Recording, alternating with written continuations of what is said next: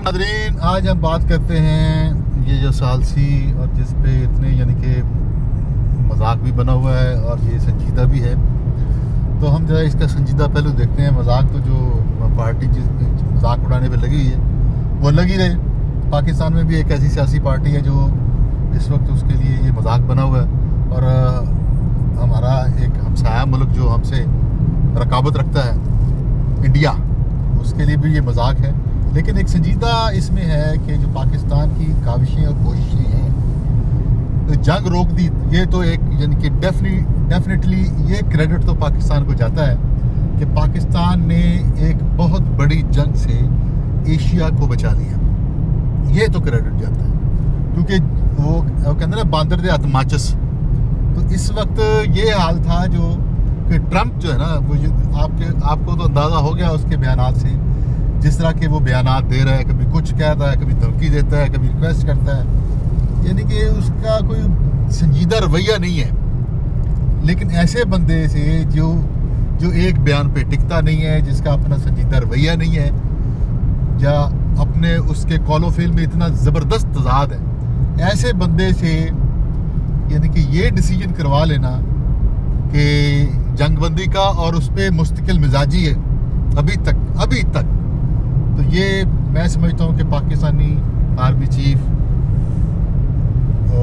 आसिम मुनीर साहब का एक बहुत बड़ा ब्रेक थ्रू था और उन्होंने कमाल मेहनत की। और उसके बाद शहबाज शरीफ साहब जो कि वज़ीर आज़म पाकिस्तान है, लाख इख्तलाफ हों उनकी यानी कि पॉलिटिकल पर्सनैलिटी पे, लेकिन ये एक चीज़ जो हमें माननी पड़ेगी कि मियाँ शहबाज शरीफ साहब और जनरल आसिम मुनीर साहब ने एक बड़ी मेहनत से, अनथक मेहनत से, ऐसे बंदों के साथ जो कि अपने कौलो फिल्म के साथ भी सिंसियर नहीं है, उनके साथ ये एक सेटलमेंट बना ली कि जंग से रोका जा सके। और अल्हम्दुलिल्लाह उन्होंने एशिया को उन्होंने सेव कर लिया। अब मुज़ाकरात हैं, ये तो चलते रहेंगे मुज़ाकरात। ये नहीं होता कि पहली टॉक्स में इस्लामाबाद में फर्स्ट टॉक्स हुई और हम ये समझते हैं कि वो नाकाम हो गए। नहीं, उसके बाद दूसरी टॉक्स भी आपको पता है कि गुफ्तगू चल रही है। अब जो हम क्या कहें कि ईरान को मुतमिन करना कौन सा आसान काम है, फिर ईरान के अपने तहफ़्फ़ुज़ात हैं। तो अगर हिकमत अमली बेहतर अपनाई जाए ईरान की तरफ से भी तो इस जंग से बचा जा सकता है। और ये समझना कि लड़ नहीं सकता ईरान, या ईरान जो है वो लड़ सकता है, अमेरिकन जो है वो डोमिनेट कर सकते हैं, ये सारी चीज़ें बात की है।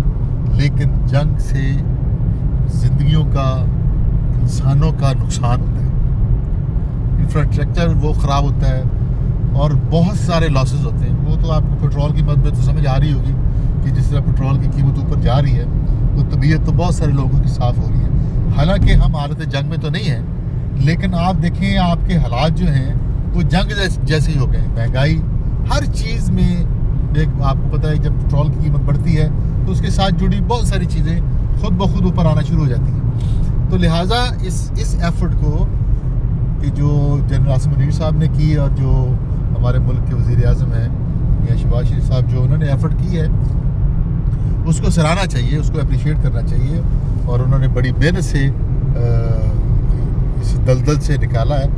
बहरहाल ये जो मुज़ाकरात का सिलसिला है, ये सालसी का सिलसिला है, ये चलता रहेगा और इंशाअल्लाह ताला वो दिन दूर नहीं है जब ये बहुत हद तक कामयाब हो जाएंगे। दूसरी अब बात कर लेते हैं उनकी, जो हर बात को मजाक समझते हैं और मजाक उड़ाते हैं। मेरे हिसाब में मैंने उनका जो ट्रैक रिकॉर्ड देखा है कि वो हर एंटी पाकिस्तानी बात पे खुश होते हैं।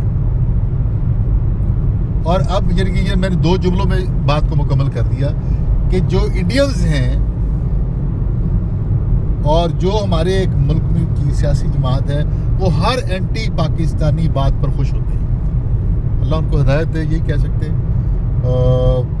बहरहाल हम पाकिस्तानी हैं, पाकिस्तान से मोहब्बत करते हैं और पाकिस्तानी आर्मी जो है दुनिया की बेस्ट आर्मी है, बेहतरीन आर्मी है।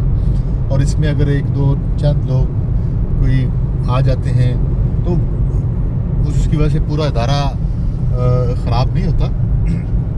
ये हर महकमे में, ہر ادارے میں، ہر جگہ، ہر ملک میں ہوتا ہے، لیکن کسی بھی ایک پرسنالٹی کی وجہ سے ہم یہ نہیں کہہ سکتے کہ پورا سیٹ اپ ہی ڈسٹرب ہو گیا ہے یا پورا سیٹ اپ ہی خراب ہے۔ الحمدللہ اگر اس حساب سے دیکھا جائے تو ایک اچھا جرنیل آ کے وہ بھی آپ کی عزت و تکریم میں اضافہ کر دیتا ہے۔ عزت تو اللہ کی طرف سے ہوتی ہے، لیکن اللہ تعالیٰ کچھ لوگوں کو چن لیتا ہے جو پاکستان کے 10 مئی اب آنے والا ہے، تقریباً 10 دن رہ گئے، تو 10 مئی کا مارکا آپ جا کے پوچھیں نا انڈیا سے، تو جب اس کی ایک ود ان 4 آور، صرف 4 گھنٹوں میں اس کی طبیعت ایسی واش کر کی، ایسی صاف کر کے رکھ دی تھی کہ دوبارہ اس کو جرت نہیں۔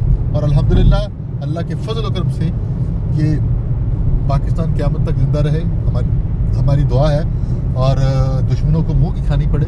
اور جس طرح کے وہ دوسرے جو مذاق اڑاتے ہیں اس ثالثی کا یا اس کاوشوں کا، ان محنتوں کا، تو ان کو بھی منہ کی کھانی پڑے گی۔